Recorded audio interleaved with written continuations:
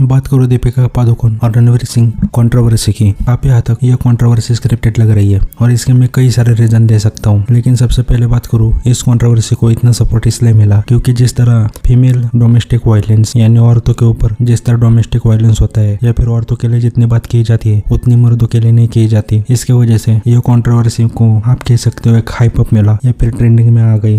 क्योंकि काफी मर्द रणवीर सिंह से रिलेट कर रहे थे क्योंकि काफी लड़कों की गर्लफ्रेंड उनको चीट करती है, लेकिन इसके बारे में इतनी बात नहीं होती। लेकिन मुझे स्क्रिप्टेड इसलिए लगी क्योंकि कुछ ही दिन पहले देखने जाओगे तो विल स्मिथ के जो वाइफ है जेड स्मिथ, उसने भी सेम इसी तरह कुछ स्टेटमेंट दिया था। उसने कहा था अगर टूपैक जिंदा होता तो मैं उससे शादी कर लेती या फिर उसकी सोलमेट होती। और रही बात तो बॉलीवुड मूवीज कॉपी नहीं करता तो हॉलीवुड के ऐसे स्टेटमेंट भी कॉपी करता है और ये कॉपी विद करण में आपको कई बार देखने को मिलेगा। और दूसरी बात, चलो माना शो पर दीपिका पादुकोण ने बोल भी दिया, लेकिन आपको लगता है शो रिकॉर्ड होने के बाद अगर दीपिका पादुकोण या फिर रणवीर सिंह ना चाहते कि ये दुनिया ना देखे तो ये आपको देखने को मिलता। वो इसको कट भी करवा सकते थे कि इसको मत दिखाओ, और अब तुम कहोगे कि कोई अपनी इमेज क्यों खराब करेगा। तो भैया देखो, दोनों की भी मूवी चलने रही है और ये सिर्फ पर्सपेक्टिव का नजरिया है। आप देखने जाओगे तो मिडिल क्लास के लिए पैसे से बढ़कर इज्जत है। लेकिन बात करूँ इन सेलिब्रिटीज की तो जितना ये कंट्रोवर्सी में रहे उतना इनके लिए अच्छा है। फॉर एग्जाम्पल उर्फी जावेद को ले लो, हम कितनी भी उसे गालियां दे दे लेकिन आज वो एक सेलिब्रिटी है। उसने मार्केटिंग पॉजिटिव की हो या फिर नेगेटिव फर्क नहीं पड़ता, उसे आज ब्रांड्स पैसे दे रहे हैं